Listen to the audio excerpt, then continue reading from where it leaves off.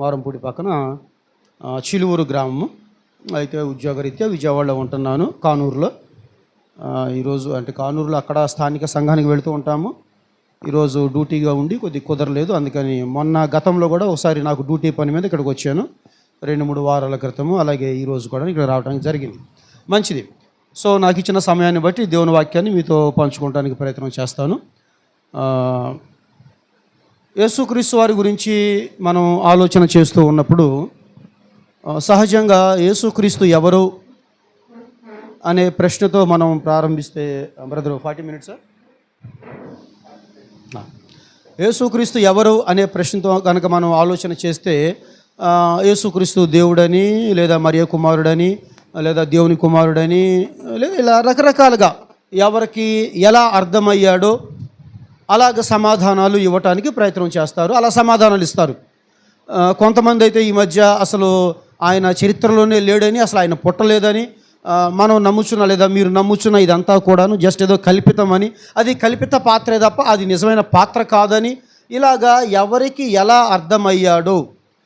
అంటే ఈరోజు నేను మాట్లాడుతుంది ఏంటంటే, యేసుక్రీస్తు లోకానికి ఎలా అర్థమయ్యాడో అనే అంశాన్ని మనం చూస్తూ ముందుకు వెళుతూ, యేసుక్రీస్తు ఇక్కడ కూర్చున్న మనందరికీ కూడాను ఎలా అర్థమవుతున్నాడు, నేను యేసుక్రీస్తు వారిని ఎలా అర్థం చేసుకున్నాను, మీరు యేసుక్రీస్తు వారిని ఎలా అర్థం చేసుకున్నారు, లోకం యేసుక్రీస్తు వారిని ఎలా అర్థం చేసుకుంది, ఈ 3 ప్రశ్నలతో మనం ముందుకు వెళదాము. దాంతో ముగిస్తాను. అయితే యేసుక్రీస్తు వారు ఎవరికి ఎలా అర్థమయ్యాడనే ప్రశ్న మనం చూస్తూ ఉంటే ఒక మాట నేను చూస్తాను, చూడండి. మత్తయి సువార్త 11వ అధ్యాయము 19వ వచనం ఒకసారి చూద్దాం. మత్తయి సువార్త 11వ అధ్యాయము 19వ వచనం. మనుష్య కుమారుడు తినుచు త్రాగుచును వచ్చెను గనుక ఇదిగో వీడు తిండిబోతును, మద్యపానీయు, సుంకర్లకును, పాపులకును స్నేహితుడని. చూడండి, ఇక్కడ యేసుక్రీస్తు ఇక్కడ ఉన్న అప్పుడు మనం చదువుతున్నటువంటి మత్తయి సువార్త 11వ అధ్యాయంలో ఉన్న ఆ జను సమూహానికి ఎలా అర్థమై ఉంటాడు అనే ప్రశ్నతో మనం ముందుకెళ్తే, వాళ్ళు అంటున్నారు యేసుక్రీస్తు వారిని ఇతను తిండిబోతు అని అర్థమయ్యాడు వాళ్ళకి, ఇతను త్రాగుబోతు అని అర్థమయ్యాడు వాళ్ళకి, ఇతను పాపులకు స్నేహితుడు అని అర్థమయ్యాడు వాళ్ళకి, ఇతడు సుంకర్తో స్నేహం చేస్తాడని అర్థమయ్యాడు వాళ్ళకి. బహుశా అక్కడున్న జనసమూహాన్ని మనం చూస్తున్నప్పుడు వారిలో కొందరికి ఆయన తిండిపోతుగా అర్థమయ్యాడేమో, వారిలో కొందరికి ఆయన త్రాగుబోతుగా అర్థమయ్యాడేమో. ఆ విషయాన్ని మనకు అక్కడ అర్థమవుతుంది. ఇదే మనం ఈరోజు మాట్లాడుతుంది, యేసుక్రీస్తు లోకానికి ఎలా అర్థమయ్యాడు, నీకు ఎలా అర్థమయ్యాడు, నాకు ఎలా అర్థమయ్యాడు, మనము దాన్ని ఎలా అర్థం చేసుకుంటున్నాం యేసుక్రీస్తు వారిని. ఎందుకంటే ఇక్కడ ఉన్న మనందరం కూడాను, మనమే కాదు ఈ ప్రపంచంలో ఉన్న క్రైస్తవులు ఎవరైనా సరే, అది ఏ మత శాఖ అయినా కావచ్చు, వారికి యేసుక్రీస్తు ఎలా కనిపిస్తున్నాడు, ఎలా అర్థమయ్యాడు, బైబుల్ యేసుక్రీస్తు వారిని నీకు ఎలా ఎగ్జిబిట్ చేస్తుంది. సమస్య ఏంటంటే, బైబుల్ యేసుక్రీస్తు వారిని ఇదిగో ఇలా చూపిస్తూ ఉంటే, బహుశా మనము యేసుక్రీస్తు వారిని, మనం అంటే లోకము అందరూ కూడాను యేసుక్రీస్తు వారిని అలా అర్థం చేసుకుంటున్నారా, లేదా వారి వారి కోణాలలో అర్థం చేసుకుంటున్నారా అనేది మనం ఆలోచన చేస్తూ ముందుకు. ఇంకో మాట కూడా చూద్దాం, చూడండి. అక్కడే యోహాను సువార్త 7వ అధ్యాయము 20వ వచనం. యోహాను సువార్త 7వ అధ్యాయము 20వ వచనం. అందుకు జనసమూహము ఏంటంట, మొదట కొంతమంది త్రాగుబోతు అన్నారు, కొంతమంది తిండిపోతు అన్నారు, కొంతమంది పాపులకి స్నేహితుడు అన్నాడు. ఇక్కడ జనసమూహం అయితే ఆయన ఏమంటున్నారంట, దెయ్యం పట్టినోడు అంటున్నారు. యేసుక్రీస్తుని ఇలా కూడా అర్థం చేసుకున్నారా? అర్థం చేసుకున్నారు. వారికి ఈ యాంగిల్లో వాళ్ళు ఆయన చూస్తున్నారా ఏమో.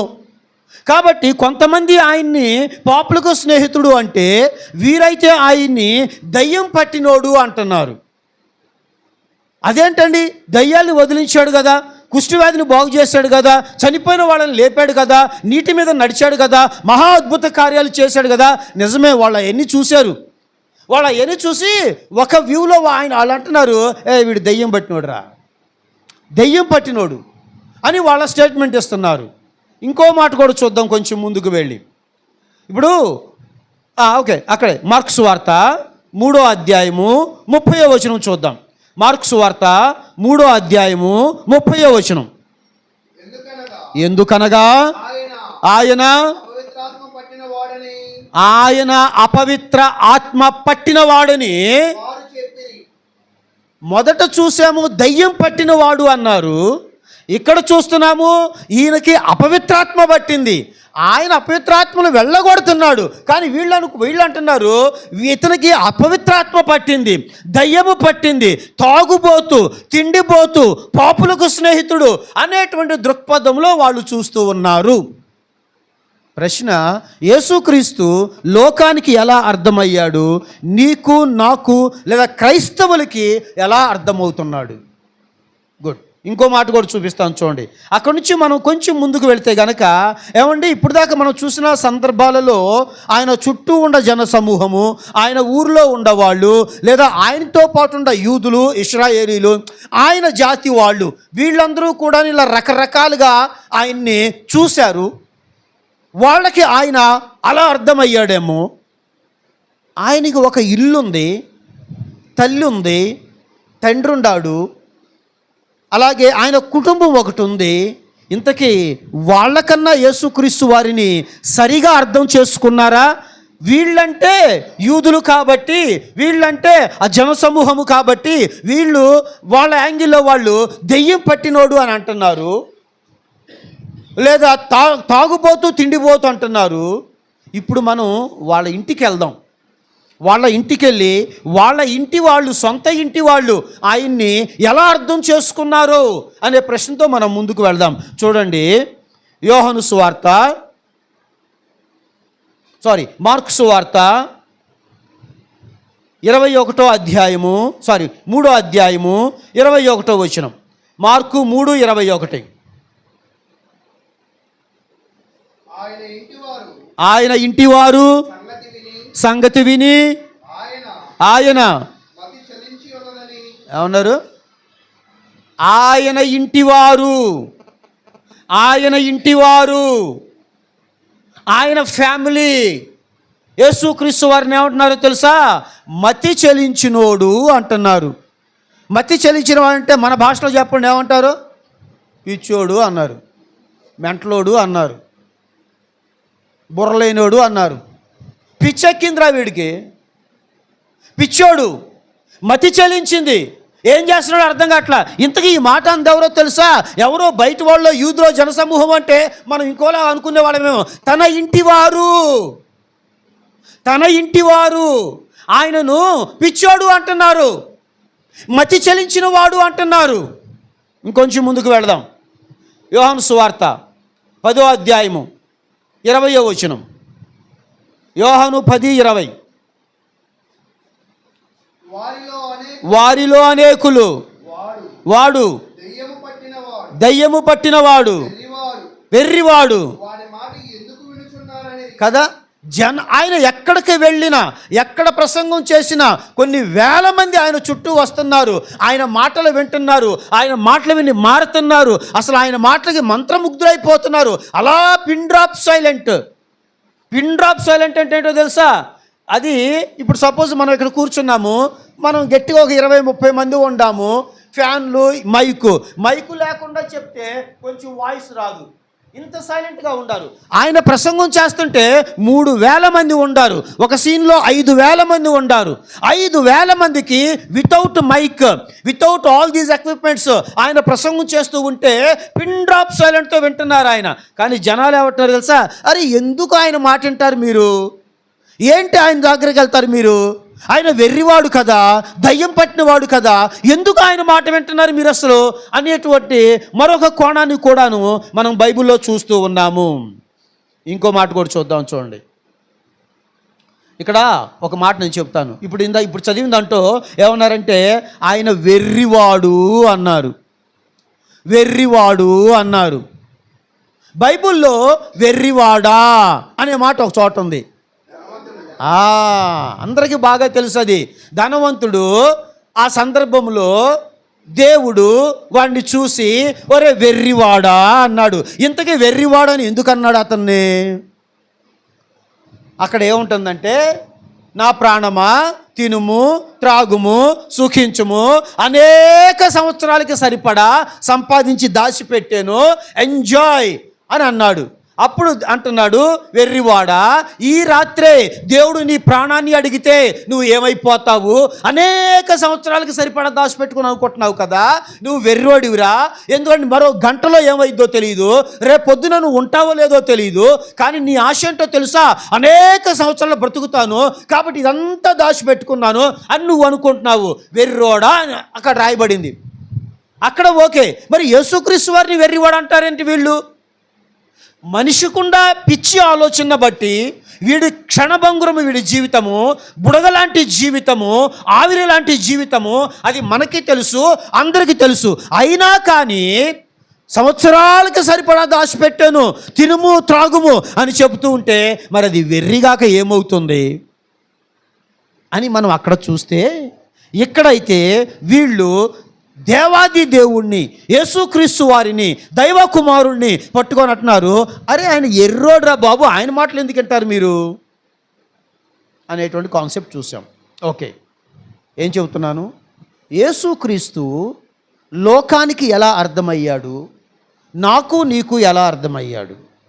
ఈ రోజున యేసుక్రీస్తు దగ్గరికి వచ్చినటువంటి ఎవరైనా సరే, టోటల్ అందరి గురించి మాట్లాడుతున్నాను నేను, కేవలం క్రీస్తు సంఘ సభ్యులు అంటలేదు, ప్రపంచంలో ఉన్న క్రైస్తవులందరూ కూడాను ఒక గ్రూపుగా మనం చూస్తే, వీళ్ళందరూ యేసుక్రీస్తు దగ్గరకు రావటానికి వీళ్ళకు ఉన్నటువంటి కన్సర్న్, వీళ్ళకు ఉన్నటువంటి ఒక యాంగిల్ ఏంటి, ఆలోచన విధానం ఏంటి, వీళ్ళకి యేసుక్రీస్తు ఎలా అర్థమైతే ఆయన దగ్గరకు వచ్చారు? బైబిల్లో కొన్ని సందర్భాలు చూసాము, దయ్యం పట్టిన వాడిగా కొంతమంది చూశారు, వెర్రివాడిగా కొంతమంది చూశారు, పిచ్చివాడిగా కొంతమంది చూస్తున్నారు, పాపుల స్నేహితులుగా కొంతమంది చూస్తూ ఉన్నారు. గుడ్. ఇంతకీ నీకు నాకు ఎలా అర్థమయ్యాడు యేసుక్రీస్తు వారు అనే ప్రశ్నతో మనం ముందుకు వెళితేనండి, యేసుక్రీస్తు వారిని లోకము సహజంగా జనరల్గా మనం మాట్లాడుకుంటే, అమ్మ మీరు ఆ మతంలోకి ఎందుకు వెళ్ళారు, ఆ చర్చికి ఎందుకు వెళ్ళారు, ఆ దేవుడి దగ్గరికి ఎందుకు వెళ్ళారు అనే ప్రశ్న ఒకవేళ మనం అడిగితే కనుక జనరల్గా లోకంలో వచ్చే ఆన్సర్ ఏంటో తెలుసా? అక్కడికి వెళ్తే మా అప్పులు పోతాయి అని వచ్చామండి, అక్కడికి వెళ్తే మా జబ్బులు తగ్గుతాయి అని వచ్చామండి, అక్కడికి వెళ్తే పిల్లలు పుడతారని వచ్చామండి, అక్కడికి వెళ్ళాక మా అబ్బాయికి ఉద్యోగం వచ్చిందండి, అక్కడికి వెళ్ళాక ఆరోగ్యం బాగుపడిందండి, కాబట్టి అక్కడికి వెళ్ళామండి, కాబట్టి ఈ చర్చికి వెళ్ళామండి, కాబట్టి యేసు అనే దేవుడి దగ్గరికి వెళ్ళామండి, కాబట్టి ఈ మతంలోకి వెళ్ళామండి. అర్థమవుతుందా? యేసుక్రీస్తు వారు వీళ్ళందరికీ అట్లా అర్థమయ్యాడు. కొంతమందికి జబ్బులు తగ్గించేవానిగా అర్థమయ్యాడు, వాళ్ళు ఆ కాన్సెప్ట్తో ఆయన దగ్గరకు వచ్చారు. కొంతమందికి పిల్లల్ని ఇచ్చేటువంటి వ్యక్తిగా అర్థమయ్యాడు, అందుకే అయ్యో బిడ్డలు లేరు అని కొంతమంది ఆయన దగ్గరకు వచ్చారు. కొంతమంది ఉద్యోగం రావటం లేదని ప్రార్థనలు చేసి, ఇదిగో అక్కడికి వెళితే ఆయన ఆ అయ్యగారు ప్రార్థన చేస్తారంట, అక్కడికి వెళ్తే ఉద్యోగం వచ్చిందంట, ఇక్కడికి వెళ్తే ఆరోగ్యం వచ్చిందంట, అక్కడికి వెళ్తే జబ్బు తగ్గిద్దంట అనేటువంటి కాన్సెప్ట్తో వచ్చారే తప్ప బైబుల్ యేసుక్రీస్తు వారిని ఎలా ఎగ్జిబిట్ చేస్తుందో తెలుసుకొని వచ్చిన వాళ్ళు ఒక్కళ్ళు కూడా లేరు.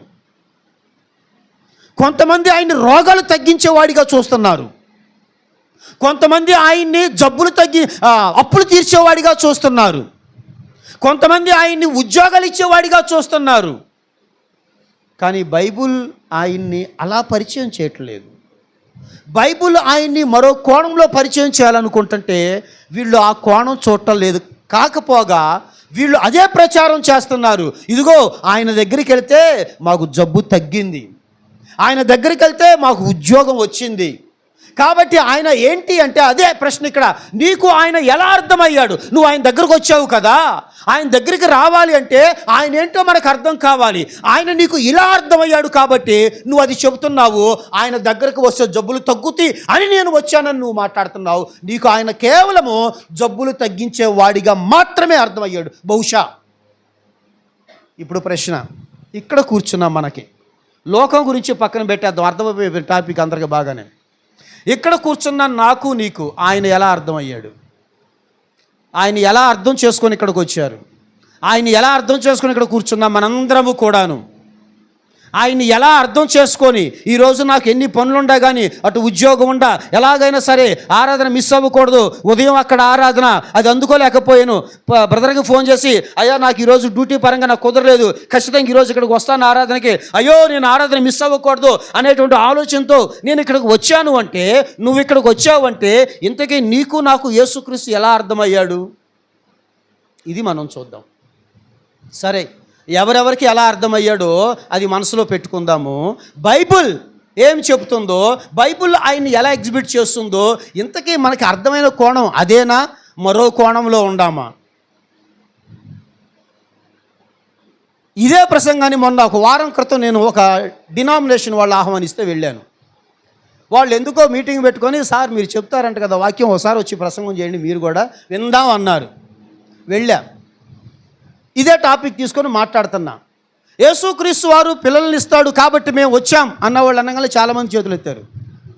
యేసుక్రీస్తు వారు జబ్బులు తగ్గిస్తారు కాబట్టి మేము నమ్ముతున్నాం ఆయన్ని అనగానే హల్లెలూయా అన్నారు, చేతులు ఎత్తారు.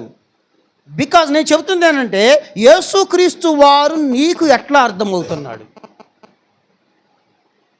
అదంతా చెప్పిన తర్వాత, ఇంతకీ బైబుల్ ఆయన్ని అలాగే ఎగ్జిబిట్ చేస్తుందా, మీరు బైబుల్ చెప్పినట్టుగా అర్థం చేసుకున్నారా అంటే ఒక ప్రశ్న కనపడుతుంది వాళ్ళందరం ఒకళ్ళు. అదేంటి అంటే ఇంతకంటే ఇంకా వేరే విధంగా అర్థం అవ్వాలా ఏంటి? అవును, ఆయన దగ్గరికి వస్తే జబ్బులు తగ్గుతాయి కదా, ఆయన స్వస్థత చేస్తాడని బైబుల్లో ఉంది కదా, మేము వచ్చాము, మాకు ఆయన అట్టాగా అర్థమయ్యాడు, నువ్వేంటి మళ్ళీ కొత్తగా ఇంకో ప్రశ్న చూపిస్తున్నావు ఇక్కడ? అక్కడ కూర్చున్న వాళ్ళు, నన్ను ఆహ్వానించిన వాళ్ళు, మనోడు ఏదో ఇక్కడ కంపు చేసేటట్టు ఉన్నాడు, కొంచెం జాగ్రత్త అన్నట్టుగా చూస్తున్నారు, ఏదో టాపిక్ ఏదో డిఫరెంట్గా తీసుకెళ్తున్నాడు అని నన్ను ఆహ్వానించిన లాస్ట్లో కూర్చొని అన్న ఇట అంటున్నాడు. ఆగమని చెప్పాను. గుడ్. సో యేసుక్రీస్తు వారు నీకు నాకు ఎలా అర్థమయ్యాడు, బైబుల్ ఆయన ఎలా ప్రొజెక్ట్ చేస్తూ ఉంది, ఆ ప్రొజెక్షనే మనకు అర్థమైతే కనుక ఖచ్చితంగా మనము ఆ ప్రకారం ఆయన్ని మనం అర్థం చేసుకున్న వాళ్ళం అవుతాము. లేదండి అంటే సరి చేసుకుందాం. యేసుక్రీస్తు వారి గురించి ఇప్పుడు బైబుల్ ఏం మాట్లాడుతుందో, ఆయన్ని ఎలా అర్థం చేసుకోమని చెబుతుందో జాగ్రత్తగా చూద్దాం. చూడండి, ఎక్కడికి వెళదాము? యోహాను సువార్త 1వ అధ్యాయము, యోహాను సువార్త 1వ అధ్యాయము 1-2 నేను చదువుతాను. 1వ వచనం నేను చదువుతున్నాను. ఆయన గురించి ప్రొజెక్ట్ చేస్తుంది బైబుల్. ఆదియందు వాక్యం ఉండెను, వాక్యము దేవుని యొద్ద ఉండెను, వాక్యము దేవుడై ఉండెను. యేసుక్రీస్తు ఏంటి అని చెబుతున్నప్పుడు యోహాను గారు రాస్తూ ఆయన ఒక మాట అంటున్నాడు, ఆదియందు వాక్యం ఉంది, వాక్యము దేవుని దగ్గర ఉంది, వాక్యము దేవుడై ఉంది అని మాట్లాడుతూ చెబుతున్నాడు. అంటే యోహాను గారు ఇక్కడ ఏం ప్రొజెక్ట్ చేస్తారంటే, మనము నమ్ముతున్న యేసుక్రీస్తు ఎవరో కాదు, ఆయన వాక్యమై ఉన్నటువంటి ఆయన వాక్యము. నీకు నాకు ఆయన వాక్యంలాగే అర్థమయ్యాడా, లేదా జబ్బులు తీర్చేవాడిగా అర్థమయ్యాడా? బైబిల్ మాట్లాడుతుంది ఆయన్ని నువ్వు ఎలా చూస్తున్నావు. ఆయన చెబుతున్నాడు ఆయన ఏమై ఉన్నాడో. యేసుక్రీస్తు వారు ఆయన ఆదియందు వాక్యమై ఉన్నాడు, ఆయన దేవుని యొద్ద ఉన్నాడు. అంతేకాదు ఇంకా ఆయన ఏమై ఉన్నాడని చెబుతూ ఉందంటే, కింద చదువుతున్నాను, ఆయన ఆదియందు దేవుని యొద్ద ఉండెను, సమస్తమును ఆయన మూలముగా కలిగెను. యేసుక్రీస్తు వారిని నువ్వు ఎందుకు విశ్వసించావు నాకైతే తెలియదు. చాలా కరెక్ట్గా చెబుతున్నాను, నేను మాత్రం నా విశ్వాసం మాత్రము ఇదే. నాకు ఉద్యోగం వచ్చిద్దని నేను ఈయన్ని నమ్మలేదు, నాకు పిల్లలు పుడతారని నేను ఈయన్ని నమ్మలేదు, నాకు జబ్బు తగ్గాలని ఈయన నమ్మలేదు, నాకు ఈయన బైబుల్ ఎలా చెప్పిందో అలా అర్థం చేసుకున్నాను. కాబట్టే ప్రాణం పోయినా సరే ఆరాధనకి అబ్సెంట్ అవ్వకూడదనే ఉద్దేశంతో తపన చెందుతూ, అయ్యో ఆల్రెడీ 5 నిమిషాలు లేట్ అయిపోయిందని హై స్పీడ్లో కొట్టుకుంటూ వచ్చేసాను. యేసుక్రీస్తు వారిని బైబుల్ చెప్తుంది ఆయన లేకుండా ఏదీ కలగలేదు, కలిగినది ఏదైనాను సరే ఆయన మూలముగానే కలిగింది, సమస్తమును ఆయన ద్వారానే కలిగింది. ఆయన రేంజ్ అది, ఆయన శక్తి అది, ఆయన స్థానము అది. ఆయన లేకుండా ఏదీ కలగలేదు. నువ్వు చూస్తున్న ఈ బ్రహ్మాండ విశ్వం అంతా కూడాను, ఈ నక్షత్రాలు, గ్రహాలు, గెలాక్సీలు, మిల్క్వే, టోటల్ ఎవ్రీథింగ్ కూడాను ఆయన ద్వారా కలిగింది. ఆయన స్థానము అది, ఆయన శక్తి అది, ఆయన మహిమ అది. ఆయన్ని కొంతమంది దెయ్యం పట్టిన వాళ్ళగా చూసారేమో, కొంతమంది పిచ్చివాళ్ళలాగా చూసారేమో, కానీ నువ్వు నేను ఆయన్ని ఎలా చూస్తున్నాం అన్నది ప్రశ్న ఈ రాత్రికాల సమయంలో. ఆయన్ని బైబిల్ చెబుతుంది, ఆయన సమస్తాన్ని సృష్టించిన వాడు, ఆయన లేకుండా ఏదీ కలగలేదు. అందుకు నేను ఆయన్ని నమ్మాను. ఎందుకంటే దేవుళ్ళు అనబడిన వాళ్ళు ఈ లోకంలో చాలామంది ఉండారు, దేవతలు అనబడిన వాళ్ళు ఈ లోకంలో చాలామంది ఉండారు, ప్రభువులు అనబడిన వాళ్ళు లోకంలో చాలామంది ఉండారు. కానీ ఎవడో కూడాను నేనే ఈ మొత్తాన్ని సృష్టించాను అని చెప్పుకున్నవాడు ఒక్కడు కూడా లేడు. That is only one Jesus Christ. ఆయన లేకుండా ఏదీ కలగలేదు, ఆయన లేకుండా ఏదీ కలగలేదు, సమస్తమును ఆయన మూలముగా కలిగినాయి అనే మాట అర్థమైతే ఓహో ఆయన ఇది అని నీకు అర్థమవుతుంది. ఇంకొంచెం కిందకి వెళుతున్నాను చూడండి, ఇంకొంచెం కిందకి వెళుతున్నాను. ఇంకా ఆయన ఏమై ఉన్నాడంటే, ఆయనలో జీవం ఉండెను, ఆ జీవము మనుషులకు వెలుగై ఉండెను. ఆయనలో జీవం ఉంది, ఆయన జీవాధిపతి, ఆయన జీవము లేనివాడు కాదు. ఆయనలో జీవముంది, ఆయన జీవము కలిగిన వాడు అనేది నాకు అర్థమయ్యింది. లోకానికి ఏం అర్థమయ్యిందో అంతేకాదు. ఇంకా నేను చెబుతున్నాను చూడండి, ఆయన గురించి మాట్లాడుతూ ఏమంటున్నాడంటే 10వ వచనం దగ్గరికి వస్తున్నాను. 10 ఆయన లోకంలో ఉండెను, లోకం ఆయన మూలముగా కలిగెను, లోకం ఆయన్ను తెలుసుకొనలేదు. ఆయన తన స్వకీయుల వద్దకు వచ్చెను, ఆయన తన స్వకీయుల వద్దకు వచ్చెను. ఆయనను ఎందరు అంగీకరించిన వారందరికీ, అనగా తన నామమందు విశ్వాసముంచు వారికి దేవుని పిల్లలగుటకు ఆయన అధికారం అనుగ్రహించెను. వారు దేవుని వలన పుట్టిన వారే కానీ రక్త మాంసం వలన శరీరం వలన మనుష్యేచ్ఛ వలన పుట్టినవారు కారు. ఇక్కడ చూడండి, ఆ వాక్యము శరీరధారి అయి కృప సత్య సంపూర్ణుడిగా మన మధ్య నివసించెను. ఆయన వాక్యమై ఉన్నాడు, ఆయన జీవమై ఉన్నాడు, ఆయన వెలుగై ఉన్నాడు, ఆయన సృష్టికర్త అయి ఉన్నాడు. ఆ వాక్యము శరీరధారిగా మన మధ్యకు వచ్చేసాడు. ఎవరి గురించి అయితే ఇంట్రడక్షన్ అంతా చెప్పుకొచ్చాడో, ఎవరండి ఆయన అంటే కనుక ఆ వాక్యము రక్త మాంసములు ధరించి శరీరధారిగా మన మధ్యకు వచ్చాడు. కానీ లోకము ఆయనని అలా గ్రహించటం లేదు.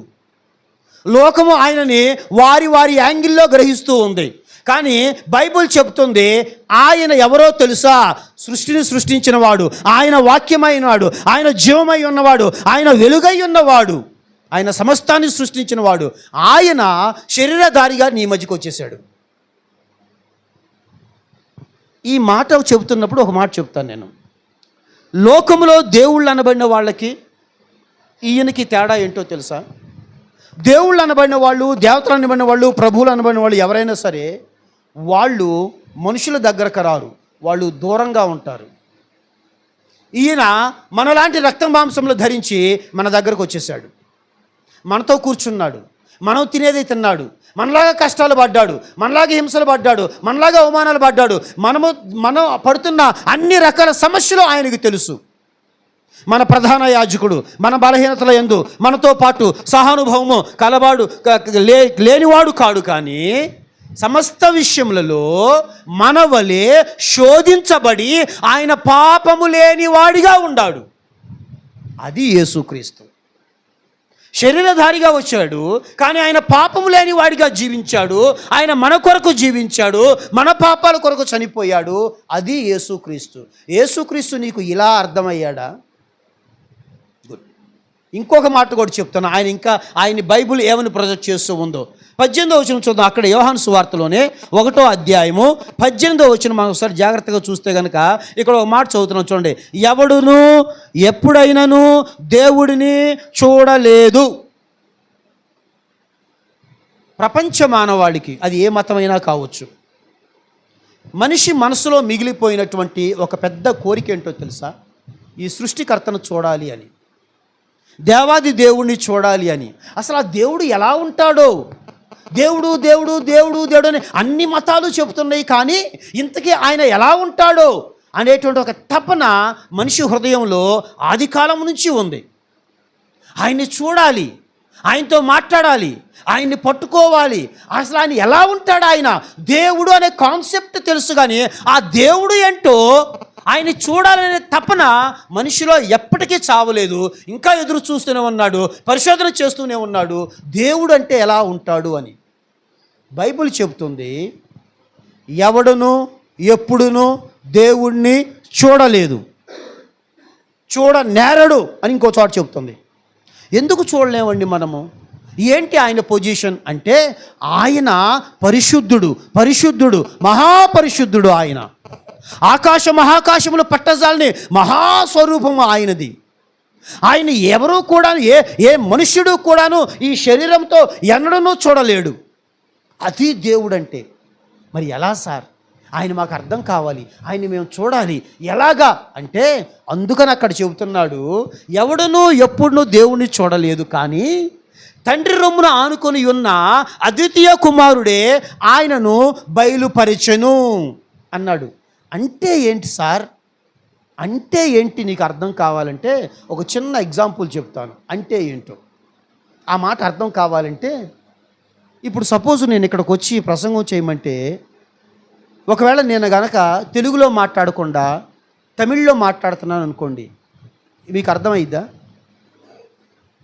అర్థం కాదు. ఒకవేళ నేను నాకు తెలుగు రాదు, అసలు తమిళ్ మాత్రమే వచ్చు, నేను తమిళ దేశం రాష్ట్రం నుంచి వచ్చాను, ఆహ్వానించారు, మాట్లాడుతున్నాను, తమిళ్లో ప్రసంగం చేస్తున్నాను, గంట చేశాను, అరగంట చేశాను, మీకే చూస్తున్నారు, అలా చూస్తున్నారు. అప్పుడు మీకు ఇది అర్థం కావాలంటే ఏం కావాలి అమ్మా? ట్రాన్స్లేటర్ కావాలి. ఇప్పుడు ట్రాన్స్లేటర్కి ఉండాల్సిన అర్హత ఏంటి? ట్రాన్స్లేటర్కి ఉండాల్సిన అర్హత ఏంటి? తమిళ్ తెలిసి ఉండాలి, తెలుగు తెలిసి ఉండాలి. తెలుగు మాత్రమే తెలిసిన అతను ట్రాన్స్లేటర్ అవ్వలేడు, తమిళ్ మాత్రమే తెలిసిన అతను ట్రాన్స్లేటర్ అవ్వలేడు. ఒక ట్రాన్స్లేటర్కి ఉండాల్సిన లక్షణం ఏంటంటే, నా తమిళ్ అతనికి తెలిసి ఉండాలి, నీ తెలుగు అతనికి తెలిసి ఉండాలి. అది కూడా ఏదో కొంచెం కొంచెం కాదు, కొంచెం కొంచెం తమిళ్, కొంచెం కొంచెం తెలుగు తెలిస్తే. ఇప్పుడు ఇక్కడ చాలామందికి ఇంగ్లీష్ వచ్చు, కానీ జనరల్గా ఏదో చదువుకున్నారు, కొంచెం ఇంగ్లీష్ వచ్చు. కానీ ఇప్పుడు అమెరికా నుంచి ఎవరైనా వచ్చారనుకో, వీళ్ళని పిలిచి ట్రాన్స్లేషన్ చేయమంటే సార్ కాదులే, వద్దులే అంటారు. చదువుకున్నావుగా, BTech, MTech, 10th class, intermediate, degree చదివావుగా, అమెరికా అతను ఎవరైనా వస్తే ట్రాన్స్లేషన్ ఎందుకు చేయు అంటే, అంత డెప్త్ తెలియదండి మనకి ఇంగ్లీషు, అంత గ్రిప్ మనకు లేదు, కాబట్టి మన వల్ల కాదులే. అప్పుడు ఏం చేస్తాము? ఆయనే తెచ్చుకుంటాడు ఒక ఆయన ట్రాన్స్లేటర్ని, మన తెలుగు వాళ్ళని. ఇతను ఏది చెప్పినా కానీ, జోకులు వేసినా కానీ ఇంగ్లీష్లో, ఇతను కూడా జోకులు తెలుగులో చెప్పేస్తూ ఉంటాడు. ట్రాన్స్లేటర్కి ఉండాల్సిన లక్షణం ఏంటో తెలుసా? అతని భాష, ఇతని భాష, 2 భాషలు తెలిసిన వాడు మాత్రమే ట్రాన్స్లేటర్గా ఉండగలడు. ఇది ఒక ఎగ్జాంపుల్. రెండో ఎగ్జాంపుల్ చెప్తాను. ఫర్ ఎగ్జాంపుల్, ఇక్కడ అనిల్ గారు ఉన్నారు. మీ పేరేంది బ్రదర్? నవీన్. అనిల్ గారు, నవీన్ గారు ఎప్పటి నుంచో స్నేహితులు, సంఘానికి వస్తున్నారు, అంతా ఇట్స్ ఓకే.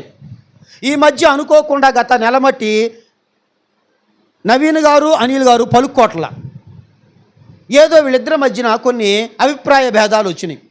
ఎంత అభిప్రాయ భేదాలు వచ్చినాయి అంటే, పచ్చగడ్డెత్తే బొగ్గుమంటుంది అనుకుందాం, సరదా కాసేపు చెబుతున్నా, ఎగ్జాంపుల్ చెబుతున్నా. పచ్చగడ్డెత్తే బొగ్గుమంటుంది. మీరు చాలామంది ట్రై చేశారు, ఆయన అడుగుతున్నారు, మాట్లాడు పర్వాలంటే, నీకు తెలియదులే ఊరుకోటున్నాడు. ఆయన దగ్గరికి వెళ్ళారు, నీకు తెలియదులే ఊరుకోటున్నాడు. నన్ను పిలిచారు పెద్దోడిగా, సార్ వాళ్ళిద్దరు కొంచెం సెట్ చేయండి, వాళ్ళిద్దరు మాట్లాడుకోవట్లేదంటే నేను వచ్చా. ఇప్పుడు నేను వీళ్ళిద్దరిని చేయబట్టుకొని కలపాలి, మళ్ళీ ఫ్రెండ్షిప్ యాడ్ చేయాలి. ఇప్పుడు నేను మధ్యవర్తిగా వచ్చాను కదా, వీళ్ళిద్దరిని కలపాలి అంటే నాకు ఉండాల్సిన అర్హత ఏంటి?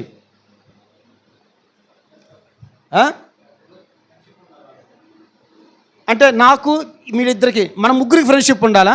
ఓకే. ఇంకా వీళ్ళిద్దరి మధ్య ఏముందో తెలుసుకోవాలి. ఓకే. ఇప్పుడు ఇద్దరి మధ్య ఏముందో అంటే, ఈయన చేసిన తప్పు నాకు తెలిసి ఉండాలి, ఆయన చేసిన తప్పు నాకు తెలిసి ఉండాలి. అలా కాకుండా ఈయన చేసిన తప్పు మాత్రమే నాకు తెలుసు అనుకోండి, నేను మధ్యవర్తిగా వచ్చాను అనుకోండి, నువ్వు యాక్సెప్ట్ చేస్తావా? ఎందుకని? నాకు ఈయన చేసిన తప్పు మాత్రమే తెలుసు అనుకుంటే జనరల్గా ఇటు సపోర్ట్ చేసి మాట్లాడతాం. లేదా నువ్వు చేసిన తప్పు నాకు తెలియదు, ఈయన చేసిన తప్పు తెలుసు కాబట్టి ఇటు నుంచొని నువ్వు ఆ తప్పు చేసావు కదా అని. అప్పుడు ఆయన ఏమంటాడు, సార్ మీకు తెలియదు సార్ అసలు ఆయన ఏం చేశాడో. అంటే మీడియేటర్గా రావాల్సిన వ్యక్తికి ఇద్దరి గురించి పూర్తి అవగాహన ఉండాలి. దేవునికి నరులకు మధ్యవర్తి ఒక్కడే, ఆయనే యేసుక్రీస్తును నరుడు. ఎందుకు బైబుల్ ఆయనకి ఆ స్థానం ఇచ్చిందో తెలుసా? ఎందుకు ఆ స్థానం ఇచ్చిందో తెలుసా? దేవుడిని ఎవడనూ ఎప్పుడూ చూడలేదు, చూడనేరడు. అయితే తన కుమారుడు మాత్రమే ఆయన్ని బయలుపరిచాడు. అంటే ఏంటో తెలుసా దీని భావన? మనిషికి ఎప్పటి నుంచో దేవునితో సంబంధం కావాలి, దేవునితో స్నేహం కావాలి, దేవునితో ఉండాలి. అయితే ఆయనేమో దేవాది దేవుడు, పరిశుద్ధుడు పరిశుద్ధుడు పరిశుద్ధుడు, మనమేమో పాపులము, దరిద్రులము, నీచులము. అయితే మన ఇద్దరి మధ్య సఖ్యత కుదరటం లేదు. మనమేమో పాపులము, ఆయనేమో పరిశుద్ధుడు. వెళ్ళి ఆయన చేయి పట్టుకుంటానికి మనకు అర్హత చాలటం లేదు. ఆయన పరిశుద్ధత అడ్డం వస్తూ ఉంది. ఇప్పుడు మన ఇద్దరి మధ్య ఒక మీడియేటర్ కావాలి. ఆ మీడియేటర్ ఎట్లా ఉండాలి తెలుసా? ఆయనకున్నంత పరిశుద్ధత ఉండాలి, నీకుండా శరీరం ఉండాలి, నీకుండా బాధలు తెలిసి ఉండాలి, నీతో స్నేహం చేయగలిగిన వాడు అయి ఉండాలి. That is the only one Jesus Christ. ప్రపంచంలో దేవుని చెయ్య పట్టుకోగలిగిన పరిశుద్ధుడు ఆయనే, మనిషి చెయ్య పట్టుకోగలిగిన నరరూపిధారుడు కూడా ఆయనే. ఆది యందు వాక్యం ఉండెను, ఆ వాక్యము శరీరధారి అయి కృపా సత్య సంపూర్ణుడిగా మన మధ్య నివసించెను. ఆయన మన మధ్య జీవిస్తూ ఉంటే లోకము ఆయనను గ్రహించటం లేదు. ఎలా గ్రహించటం లేదు? ఇలా గ్రహించటం లేదు. కానీ లోకం గ్రహించింది. పిల్లలు పుట్టించేవాడిగా గ్రహించింది, జబ్బులు తగ్గించేవాడిగా గ్రహించింది, అప్పులు తీర్చేవాడిగా గ్రహించింది కదా. మీకు అప్పులుండయా రండి, మీకు జబ్బులుండయా రండి. కానీ బైబుల్ చెప్తుంది ఆయన్ని అది కాదు. ఆయన ఏంటో తెలుసా? ఆ మహాపరిశుద్ధ దేవాది దేవుని చెయ్య పట్టుకోగలిగిన పరిశుద్ధుడు ఆయన. ఆ వాక్యము శరీరధారి వచ్చి నీ చెయ్య పట్టుకొని విడిపోయిన ఈ మనిషిని దేవుణ్ణి. ఆది కాండంలో ఆదాము దగ్గర ఇద్దరు కూడా విడిపోయారు. పాపము అనేటువంటిది నీకు దేవునికి మధ్యలో అడ్డం వచ్చేసింది. పరిశుద్ధత అడ్డం వస్తుంది, పాపం అడ్డం వస్తుంది. కాబట్టి ఇద్దరు చెయ్యి పట్టుకొని చెయ్య కలపగలిగిన ఒకే ఒక వ్యక్తి ప్రపంచంలో, ఒకే ఒక ఆయన యేసుక్రీస్తు మాత్రమే. దేవుని దగ్గరకు వెళ్ళాలి, పరలోకానికి వెళ్ళాలి, ఆ పరిశుద్ధుని దగ్గరికి వెళ్ళాలి, ఆ పరిశుద్ధునితో జీవించాలి అనే తపన నీకు ఉంటే ఈ రాత్రికాల సమయంలో ఆన్సర్ ఒకటే, అది ఎవరో కాదు, ఆయన మాత్రమే. అందుకే ఆయన నేనే మార్గము అన్నాడు. తండ్రి దగ్గరికి వెళతానికి నేను తప్ప ఇక రెండో మార్గం లేనే లేదు. నీకు యేసుక్రీస్తు ఇలా అర్థమైతే అప్పుడు ఆయన నీకు రక్షకుడు అవుతాడు, నీ పాప విమోచకుడు అవుతాడు, నిన్ను క్షమించిన వాడవుతాడు, నీ కొరకు ప్రాణాలు పెట్టిన వాడవుతాడు. నీకు ఇవన్నీ అర్థం కావు. ఆయన్ని నీకు కావాలి, నీ అవసరం ఏదైతే ఉందో, నీ ఆశ ఏదైతే ఉందో, నీ యాంగిల్లో నువ్వు అర్థం చేసుకొని ఆయన్ని, ఆయన స్థానాన్ని కిందకి తీసుకొస్తున్నావు. ఆయన మనకి దేవునికి మధ్యవర్తి, ఆయన సృష్టికర్త, మన పాపాల కొరకు చనిపోయిన వాడు, మన రక్షకుడు. ఆయన మాత్రమే, ఇంకా ఎవరునో లేరు. కాబట్టి యేసుక్రీస్తు యొక్క పొజిషన్ ఇది. నీకు ఇలా అర్థమయ్యాడు యేసుక్రీస్తు? అలా అర్థమైతే ఎప్పుడూ ఆయన చెయ్యి వదిలిపెట్టవు. ఆయన మాత్రమే రక్షకుడుగా ఉంటాడు. అలా కాదంటావా? ఇందాక దాకా చెప్పిన ఎగ్జాంపుల్స్ ఏంటో తెలుసా? ఒకవేళ నువ్వు నీ పరిస్థితిని బట్టి వస్తే, అయ్యో నాకు జబ్బులు తగ్గుతాయి అని వస్తే, చాలామంది లోకంలో కొంతమంది చూస్తూ ఉంటాం, సలహాలు ఇస్తూ ఉంటారు. అరే అక్కడికి వెళ్ళాను రా తగ్గలేదు, వీడు సలహాతాడు, ఓ పని చేయి అక్కడికి వెళ్ళు తగ్గిద్ది. అక్కడ కూడా వెళ్ళాను రా, ఇక్కడ ఓ పని చేయి అక్కడికి వెళ్ళు తగ్గిద్ది. నీ అవసరానికో, నీ జబ్బుల కొరకు, నీ అప్పుల కొరకు దేవుని దగ్గరకు వస్తే, కొన్ని సందర్భాల్లో అది కుదరకపోతే నీ విశ్వాసము అక్కడే సమాధి అయిపోతుంది. నువ్వు నమ్మవు.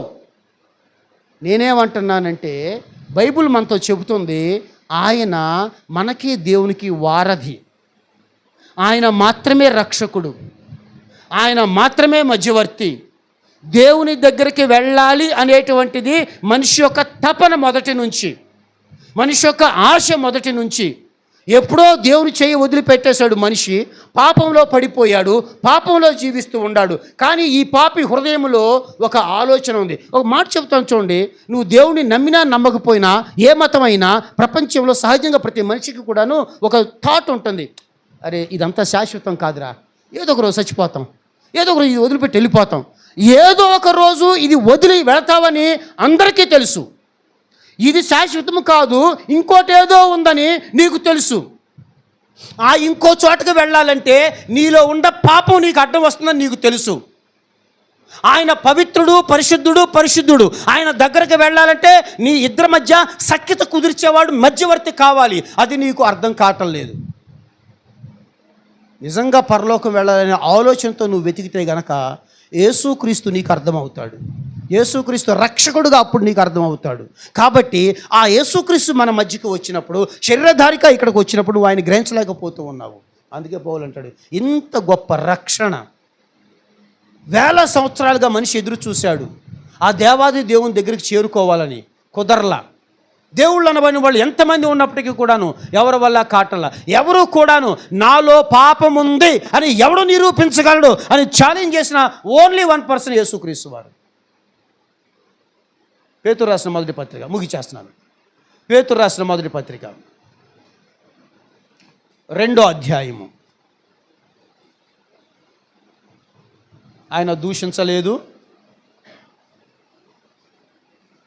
20వ వచనం, 21 నుంచి చదవండి. 21 నుంచి. ఇందుకు మీరు పిలువబడితిరి, క్రీస్తు కూడా. ఇక్కడ ఒక్క సెకండ్, ఒక నిమిషం ఆగుదాం చూడండి. ఇప్పుడు దాకా చెప్పాను కదా యేసుక్రీస్తు నీకు ఎట్లా అర్థమవుతున్నాడు అని. నాకు ఇలా అర్థమయ్యేటట్టుగా చెప్పింది బైబుల్. కాబట్టి బైబుల్ ప్రకారం నేను యేసుక్రీస్తుని ఇలా అర్థం చేసుకున్నాను, అందుకే ఆయన దగ్గరకు వచ్చాను. కానీ ఆయన అంటున్నాడు, మీరు ఇందుకోసం పిలువబడ్డారు. ఎందుకోసం అంట, చదువునా. క్రీస్తు కూడా మీ కొరకు బాధపడి తన అడుగు జాడలయందు, మీరు తన అడుగు జాడలయందు నడుచుకొనున్నట్లు మీకు మాదిరి. ఈ లోకంలో సహజంగా మాదిరి అన్నప్పుడు రోల్ మోడల్ అని ఇంగ్లీష్లో చెప్పొచ్చు. నీకు రోల్ మోడల్ ఎవర్రా, నీకు రోల్ మోడల్ ఎవర్రా అంటే చాలామంది సినిమా యాక్టర్లను చెబుతూ ఉంటారు, చాలామంది స్పోర్ట్స్ పర్సన్ చెబుతూ ఉంటారు, చాలామంది ఇంకోటేదో చెబుతూ ఉంటారు. క్రైస్తవులు ఆయన మనం ఏంటో తెలుసా, మనకి రోల్ మోడల్ ఓన్లీ 1, అది యేసుక్రీస్తు మాత్రమే. యేసుక్రీస్తు మాత్రమే నీకు ఇన్స్పైరబుల్ పర్సన్, నీకు రోల్ మోడల్ ఎవరైనా ఉన్నారు అంటే అది యేసుక్రీస్తు మాత్రమే. ఎందుకంటే ఆయనే అంటున్నాడు, నేను నీకు మాదిరి ఉంచిపోయాను. ఒకవేళ మనలో ఎవరైనా సరే, సార్ ఫలానా స్పోర్ట్స్ పర్సన్, ఆ హీరో నాకు మాదిరి అని నువ్వు అంటే కనుక, ఆయన నీకు ఏం మాదిరి ఉంచాడు? ఆయన నీ కొరకు ఏమి చేశాడు? ఆయన నీ కొరకు కష్టపడి అరే ఇదిగో ఇలా రారా అని నీకేం చెప్పాడు? ఆయన ఎవడో మనకేం చెప్పలా, కానీ మనకు వాళ్ళు రోల్ మోడల్ అంటాం. యేసుక్రీస్తు అంటున్నాడు, నేను నీకు రోల్ మోడల్. ఎందుకో తెలుసా, నేను నీ కొరకు మాదిరి ఉంచిపోయాను. చదవండి సార్, చదవండి. ఏంటో మాదిరో తెలుసా, ఆయన పాపము చేయలేదు, ఆయన నోటను ఏ కపటమును కనబడలేదు, ఆయన దూషించబడి బదులు దూషింపగా, ఆయన శ్రమ పెట్టబడి బెదిరింపక న్యాయముగా తీర్పు తీర్చు దేవునికి. అది యేసుక్రీస్తు వారు పెట్టిన మాదిరి ఇదే. ఆయన దూషించలేదు, ఆయన నోట్లో ఏ కపటం రాలేదు, ఆయన నోటి నుంచి ఏ దూషణ రాలేదు, ఆయన ఏ పాపమును చేయలేదు. అదే నేను చెప్తుంది, ఆయన దేవాది దేవుడిని చేయి పట్టుకోగలిగిన పరిశుద్ధుడు ఆయనే. కిందకి దిగొచ్చే శరీరధార్య రక్త మాంసములు కలిగి నీలో ఒకటిగా అయిపోయి నీ చేయి పట్టుకోగలిగిన ఒకే వ్యక్తి ఆయనే. ఆయన మాత్రమే మార్గము, ఆయన మాత్రమే జీవము, ఆయనలో జీవం ఉండెను, ఆయన తప్ప మరొకటి ఏది లేదు, ఆయన లేకుండా ఏది కలగలేదు, ఆయన ద్వారానే సమస్తమును కలిగెను, ఆయనలో వెలుగు ఉండెను, లోకము ఆ వెలుగును గ్రహించలేకపోతూ ఉంది. ఎలా? ఈ మార్గంలో గ్రహించట్లేదు, వేరే విధంగా గ్రహిస్తున్నారు. కానీ ఆయన గ్రహించాల్సింది ఇలా గ్రహించాలి. కాబట్టి ఆయన మనందరికీ మాదిరి ఉంచిపోయాడు. 5 నిమిషాలు ఒక్క మాదిరి ఎగ్జాంపుల్ చెబుతాను. ఆయన ఏమన్నాడంటే, మీరందరూ మాదిరి నాకులాగా ఉండాలి, నా మార్గంలో ఫాలో అవ్వండి, నేను మీరు ఇలా ఉండాలని మీకు రోల్ మోడల్గా మాదిరి ఉంచిపోతున్నాను, నేను కష్టపడ్డాను, నేను శ్రమపడ్డాను, నేను హింసలు అనుభవించాను, ప్లీజ్ అని మనకందరికీ ఒక రోడ్ ప్రిపేర్ చేశాడు ఆయన. మనందరము కూడాను. సరే, లోకం గురించి వదిలేయండి, మతశాఖల గురించి వదిలేయండి, ఇక్కడ కూర్చున్న మనందరము కూడాను ఆయన్ని రోల్ మోడల్గా తీసుకొని ఆయన్ని ఇప్పుడు చెప్పినట్టుగానే అంగీకరించి ఆయన దగ్గరకు వచ్చాం కదా. ఆయన చెప్పిన మాదిరి ఒకటి ఉంది. ఆ ఒక్క మాదిరి మనల్ని మనం ప్రశ్నించుకొని, నన్ను నేను ప్రశ్నించుకొని సబ్జెక్ట్ క్లోజ్ చేసేసుకుందాం. ఏంటి ఆ మాదిరి అంటే గనక, యేసుక్రీస్తు ప్రతి విషయంలో మనకు మాదిరి ఇచ్చాడు. ఆ ఒక్కటి చూద్దాం. మత్తయి సువార్త 5వ అధ్యాయము,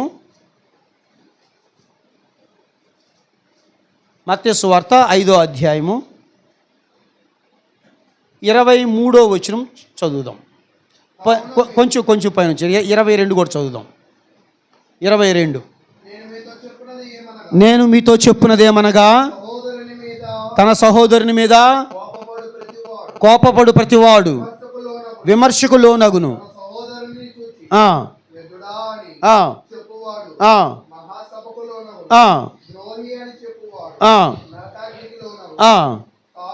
కావున కాబట్టి ఇప్పుడు చెబుతున్నాడు ఈయన, అరే మీ సహోదరుని చూసి మీరు ఇట్లా అంటారేమో, అట్లా అనకూడదు. ద్రోహి అంటారేమో అనకూడదు. వ్యర్థుడా అంటారేమో అనకూడదు. అలా అన్నారంటే మీరు మహాసభకు లోనవుతారు, తీర్పుకు లోనవుతారు. కాబట్టి మీ సహోదరుని, అది నీ రక్తం పంచుకు పుట్టిన సహోదరుడా, ఆత్మీయ సహోదరుడా, ఏదైనా కావచ్చు, మీ సహోదరుని ఇలా అనకూడదు అని చెప్పి, ఇప్పుడు మీరు దేవుని దగ్గరికి బలి అర్పించడానికి వెళ్తున్నారు కదా అని చెప్పి చదవండి. మీరు కావున నీవు బలిపీఠము నొద్దకు అర్పణ అర్పించుచుండగా నీ చదవండి.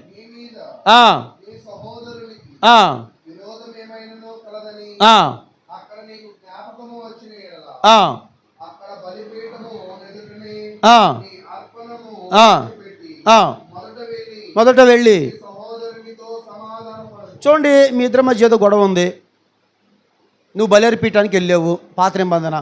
ఒకవేళ కొత్త నిబంధన అయితే ఆరాధన చేయడానికి వచ్చావు, ఇది కొత్త నిబంధన. వెళ్ళావు, మీ ఇద్దరి మధ్య క్లాష్ ఉంది. యేసుక్రీస్తు వారు ఏమంటున్నాడంటే, ముందు వెళ్ళి ఆ క్లాష్ సెట్ చేసుకొని రా. అది సెట్ చేయకుండా నువ్వు ఇక్కడికి వచ్చి బలి అర్పించబాకు.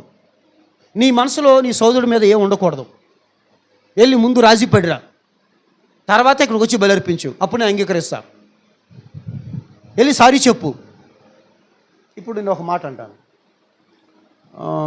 ఒకవేళ ఎవరైనా అంటే, సార్ సారీ చెప్తాను కానీ తప్పు నాదైతే నేను సారీ చెప్తాను సార్, తప్పు నాదైతే కాళ్ళు కూడా పట్టుకుంటాను సార్, తప్పు నాదైతే చెప్పండి, నేను దేనికైనా సిద్ధమే. కానీ వాడు అన్నాడు సార్ ముందుగానే, కాబట్టి నన్ను ఎలాగా అనే ప్రశ్న మనకు వచ్చింది. సహజంగా మానవ నైజం ఇలాగే ఉంటుంది. తప్పు అయితే చెప్పండి, నేను వెళ్ళి కాళ్ళు పట్టుకొని సారీ చెప్తా. కానీ యేసుక్రీస్తు ఏమంటున్నాడు? ఏమన్నాడు ఆయన? మళ్ళీ చదువుదాను ఒకసారి. కావున నీవు బలిపీఠమునొద్ద అర్పణ అర్పించుచుండగా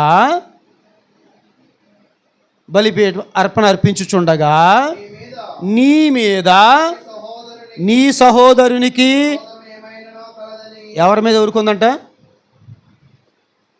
నీ మీద ఆడి కోపం ఉంది, నీ కోపమేమి లేదు.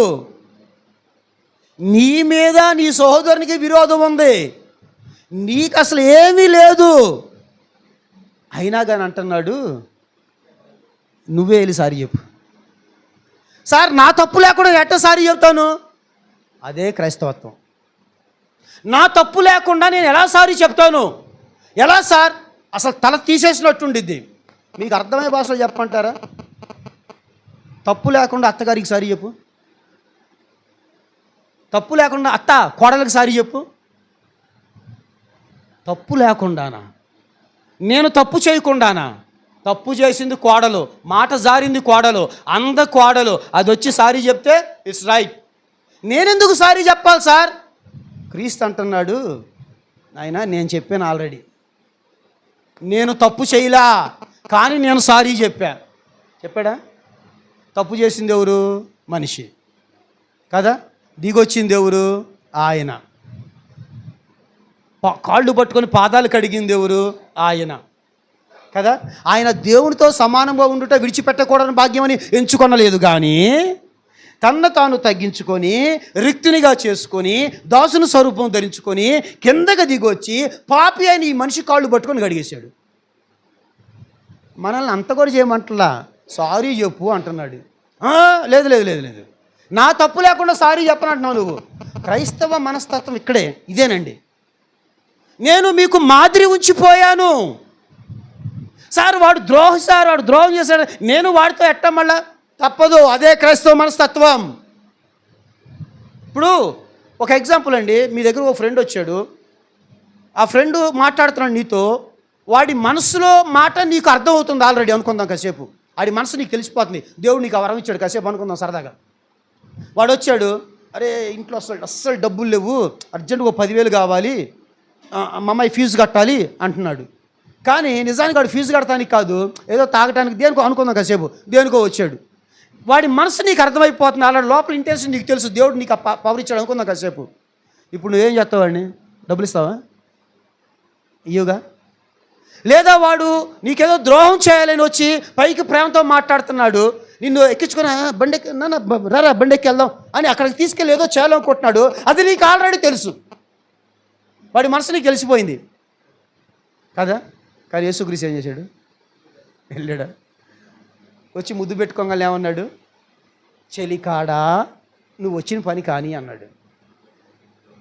యేసుక్రీస్తుకి మనసు తెలుసు, వచ్చింది ఎందుకో తెలుసు, ఎందుకు ముద్దు పెట్టుకున్నాడో తెలుసు, ఏమి చేస్తున్నాడో తెలుసు. అయినా కానీ ప్రేమించాడు, అయినా కానీ క్షమించాడు, అయినా కానీ ఆదరించాడు. క్రీస్తుకు కలిగిన ఈ మనసు మీరు కలిగి ఉండండి, పిలుపులు రాసిన పత్రిక. యేసు క్రీస్తుకు కలిగిన మనసు మీరును కలిగి ఉండండి. ఆయన మనకు మాదిరి ఉంచిపోయాడు. ఆయన నాకు అట్లాగే అర్థమయ్యాడు, నాకు ఇట్లాగే అర్థమయ్యాడు ఆయన. కాబట్టి యేసుక్రీస్తుని బైబుల్ అలా ఎక్స్ప్రెస్ చేస్తూ ఉంది. మనకు అలా అర్థమైతే ఆయన ఎప్పుడూ ఆయన చేయి వదిలిపెట్టం. ఎన్ని కష్టాలు వచ్చినా సరే, ఎన్ని నష్టాలు వచ్చినా సరే, ఉద్యోగం పోయినా సరే, ఆరోగ్యం పోయినా సరే, ఏది ఏమైపోయినా సరే, ఆయన చెయ్యి మాత్రం వదిలిపెట్టం. ఎందుకంటే ఆయన మాత్రమే దిక్కు నువ్వు పరలోకానికి వెళ్తానికి, ఆయన మాత్రమే రక్షకుడు అని నువ్వు విశ్వసించి వచ్చావు. కాబట్టి అలా కాకుండా వేరే బెనిఫిట్స్ కోసం నువ్వు వచ్చి ఉన్నట్టయితే ఆ బెనిఫిట్ లేని రోజున నువ్వు చేయి వదిలిపెట్టేస్తావు. కాబట్టి యేసుక్రీస్తు లోకానికి అలా అర్థమయ్యాడు, యేసుక్రీస్తు మనకి ఎలా అర్థమయ్యాడు, నాకు ఎలా అర్థమయ్యాడు, నీకు ఎలా అర్థమయ్యాడు ప్రశ్నతో మనం సమాధానం చెప్పుకుందాం. దయచేసి మనం ఆలోచించుకోవాలని ప్రేమతో ముగిస్తున్నాను. అందరికీ వందనాలు. Thank you.